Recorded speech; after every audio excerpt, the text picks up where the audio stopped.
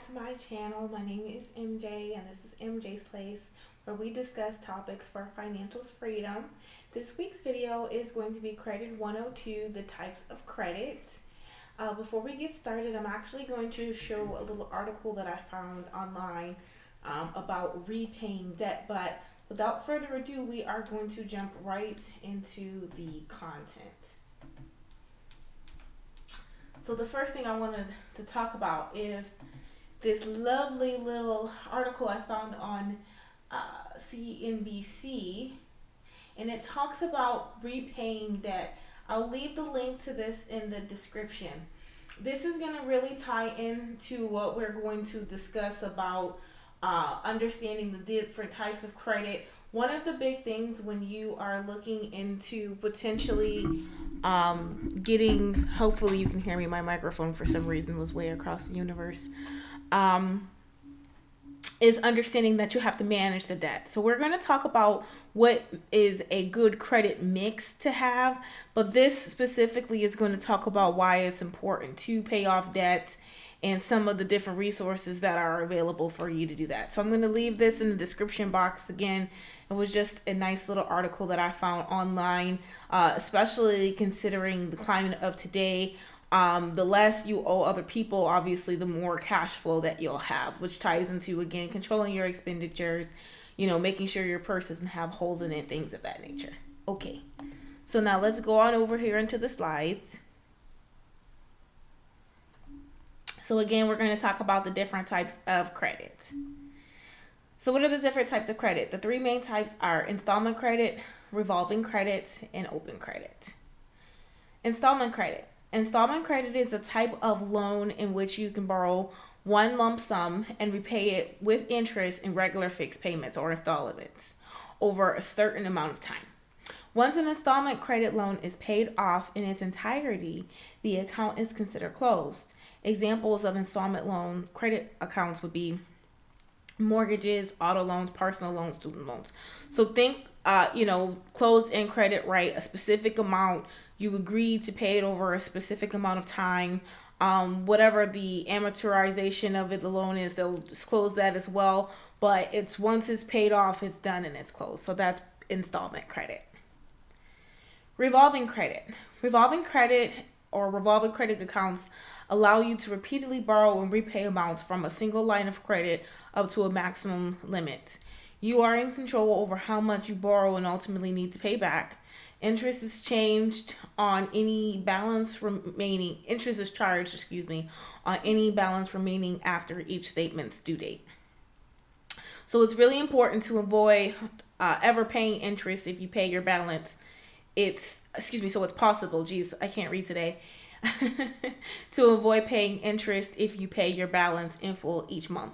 So again, that is your credit card, right? If you carry a balance every single month, they're going to compound that interest and charge you interest every month. As long as you make all your payments on time, this account will remain open indefinitely until you choose to close it. Credit accounts are most common type of revolving credit, but a home equity line of credit or a HELOC is another example. Another example of this would be a personal line of credit as well. That will also be a type of revolving credit. Open credit. Open credit is unique in that its monthly payments vary and balances are due in full at the time of each billing cycle. Your electricity bill is a great example of open credit. The amount due depends on how much electricity you use that month. You're expected to pay the entire bill within a certain amount of days, so usually it's 28 days, 30 days, 31 days, something of that nature. But on your billing cycle due date. Many utility bills such as gas, electricity, water, cable, or cell service are considered open credit accounts. So basically the credit, quote unquote, that they're extending you is you being able to use that particular service. And the expectation, again, is at the end of that particular cycle period that you make restitution and pay what's owed. How the different types of credit affect your score. Having different types of credit is an important part of your credit score, as it shows lenders you can manage various types of debt responsibly. However, it is not always clear clear how many accounts you need from each credit type in order to demonstrate the right mix. Consumers of any age and just about any income level can build their credit most lenders to a level that most of the lenders consider to be good with just 2 to 3 accounts, such as a credit card, car loan, or a student loan. Making payments on time and keeping balance low also improves your score. Being responsible is key. So what this mouthful basically refers to is what's called your credit file. So when lenders like myself pull your credit report, we're not just looking at your score. Okay, we look for your file as well, because your file can contain what's described as other compensating factors. It's really important.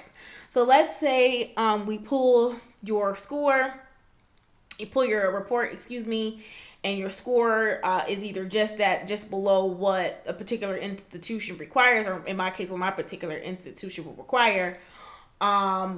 I would then go to your credit report to really sift through to look to see what other compensating factors I have to say, hey, even though Susie Baker, her score is only, let's say, a 637, Susie has astonishing payment history.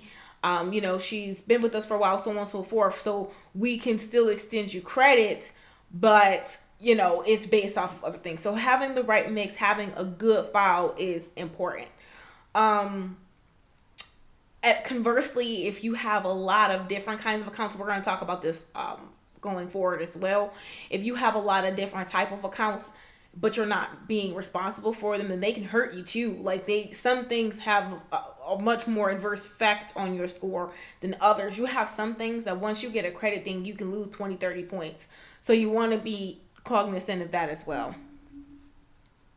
Why having a variety of credit types is important.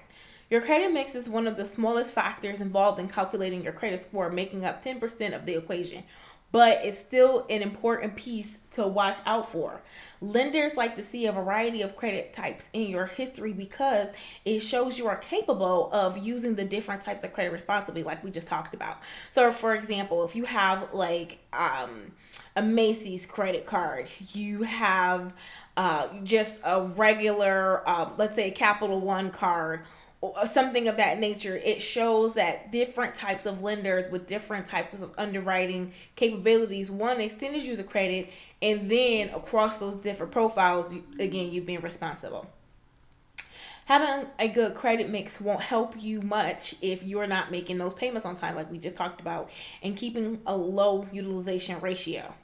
If you are already practicing good credit habits, it can provide the boost needed to take our credit to the next level.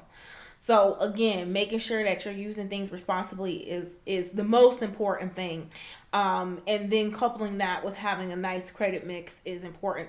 In an upcoming video, we're going to really discuss the score breakdown, what that consists of.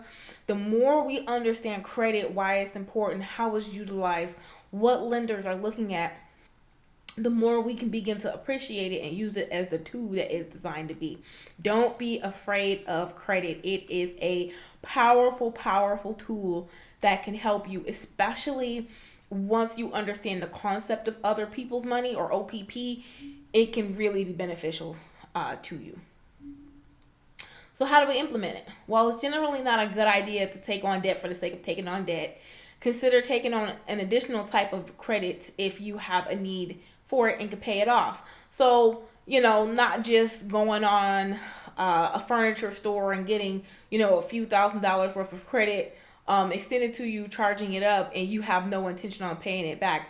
Listen, you cannot walk away with the bag. You got to be responsible and pay them back. The biggest parallel I can make to credit is if I borrow money from you and we say, okay, Mary, you're going to pay me back this $300 in 30 days. I don't care what you use it for. I just need it back in 30 days. Okay, so maybe 30 days comes and then I'm like, you're like, okay, well, do you at least have $25 of it? No, I don't. That's a problem, okay? You got to make sure that you only borrow what you can pay back. Only borrow what you can pay back. That is important. That's not talking about like medical bills or things like that. we're not talking about that, okay? We're not talking about maybe your insurance lapse or something like that. But let's go back to credit, okay? Let's talk about if you have good credit, you have good utilization, you can put that medical bill on a credit card bill. It doesn't have to go to collections, right? As long as you make that commitment to pay that payment, it'll, help save you that frustration later on. It's all, look at it as just one big circle, and they all, are connected to one another. Okay? If you've never had a credit card, it may be worth opening one and using it responsibly to help build your credit. However, be sure that you're not making late payments, carrying a balance, or applying for too many credit cards at once, or these negative marks will wipe out any gains to your credit score from improving the credit mix, from utilizing the credit mix. Okay, so again, making sure that you're being responsible. Lenders don't want to see, high credit balances. We don't want to see, the fact that you borrowed $4,000 a personal loan 7 years ago, and you're barely making your minimum payments on time. We look at the big picture. The more money you ask for, the more finite and the more detailed. Listen, I've applied for loans and gotten turned away for stuff I've done months ago. Like, you gotta make sure that you're doing the right thing all the time. I know a lot of us went through COVID, and I was affected by it also. But let me tell you, the reason why I'm so adamant about this is because if someone would really pull my coattails, like, hey, listen, it's better for you to make sure you pay them this $25 a month and be on time than for you to say, I don't have it this month, I'll just have to wait. Don't wait. You always want to care for your score, okay? So this is the simplest way. As far as not having a credit card and wanting to get started, look into secured cards, or look into loan products that will report. The number one way, though, as far as entering in, is just getting you a little secured credit card for $200. We're going to talk about what secured credit cards are, love, so don't worry about it. We're going to, really go more into detail about these different things.